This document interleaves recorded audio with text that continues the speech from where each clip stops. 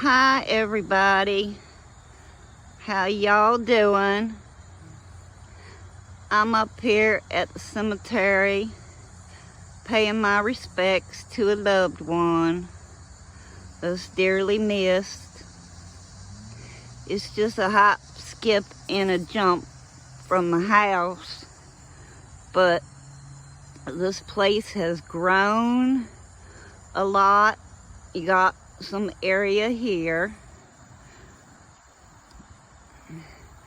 and actually you can drive all the way around and come up that road, and my car is just parked over there, and you got the trees all around it, but there are a lot of people here. It's about dusk, so it's starting to get dark on me, but I just wanted to maybe say hi and tell you guys maybe a couple stories before I leave. They've got a bench down that way as you come in. Two of them actually. I don't think I could see them from here, but that's the main road right there. And then, like I said, it just follows the path all the way up, and it's way down on the hill, and you just come around that corner that leads you back to where I was. Today is Tuesday, and it's August the 17th, I believe. Yeah, I hope everybody's doing okay. The whole world seems to have gone to heck in a handbag. I want to say you know what, but because I'm in the cemetery, I'll be correct in my speaking. I don't want to disrespect anybody. Anyways, the first time that I knew that something was different with me as far as intuitions, maybe seeing something or hearing it, my daddy got transferred overseas in the 70s. So we stayed at these little strange apartments. They were so weird. It was just me and my mom and my brother. And that was in Virginia, because my grandma is about 25 minutes from the mountains where they live. And everybody did live until the 90s.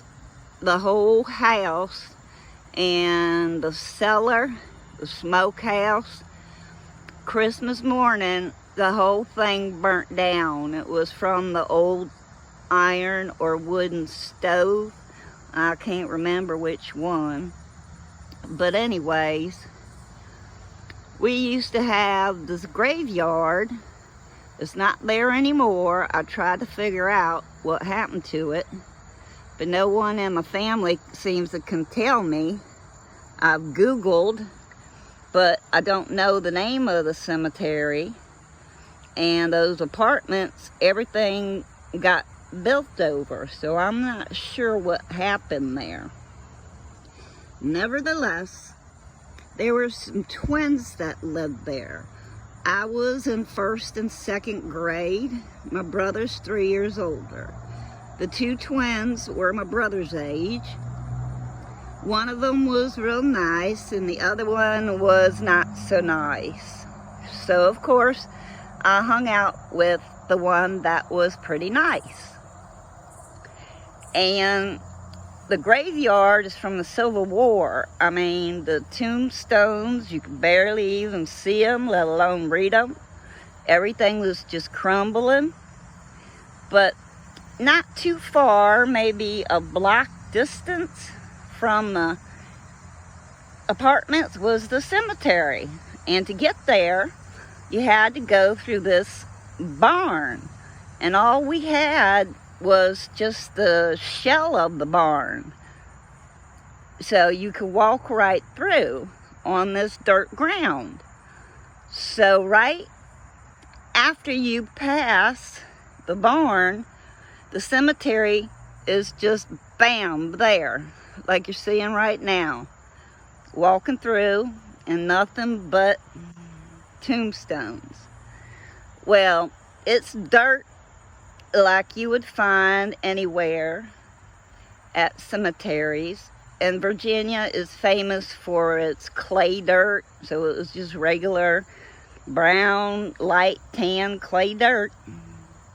Well, there was this hole there as you enter the cemetery. And when it rained, that hole would fill up.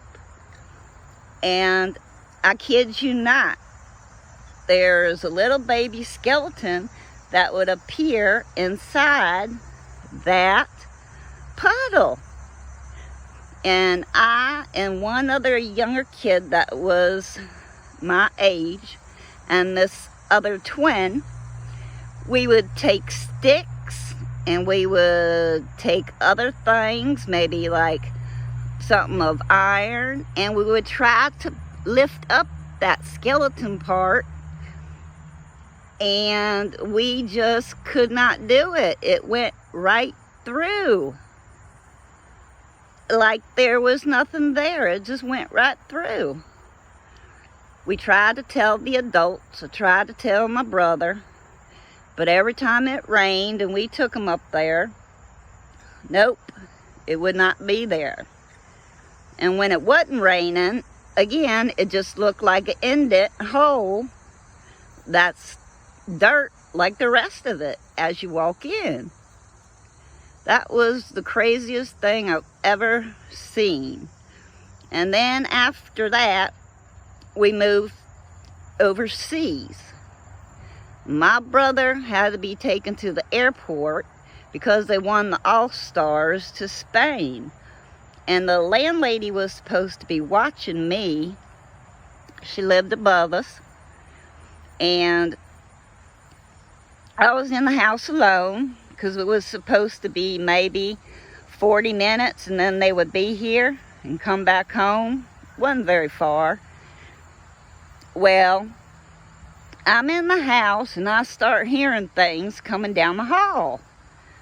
And we have this big recliner that sat as you come in the door. Because again, this is overseas in another country. So it was called a condo. We had a marble porch that went all the way around. We were on the bottom, and the landlady, she was cuckoo. She lived on top of us. And she would check on me every now and then. But anyways, all of a sudden I kept hearing that noise again. And I saw these figures coming down the hallway. And in my mind at that time, in 3rd grade, maybe 4th, but I'm pretty sure it was 3rd, I could not understand. It just didn't process what was going on. I mean, some, now that I look back on it, and when I tell people, they were like zombies, and some were apparitions, and some were kind of like maybe only had portions of their body. So I hid behind that chair as you come in the door. It was really huge, recliner. And I peeked around and they were getting closer and closer. It was like a slow motion. I don't know, I thought I was going to have a heart attack. And closer they got. I just could not process it. So I just hid behind that chair and closed my eyes and prayed to the Lord God, oh, please don't let them get me. Now, why I didn't bust out the door, I don't know. I mean, we hadn't been there but maybe 6 months, so maybe I was scared to go outside.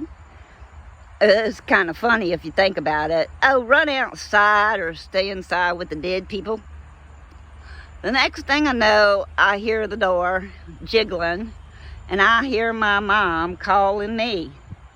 I popped up out of that chair and about gave them both a heart attack.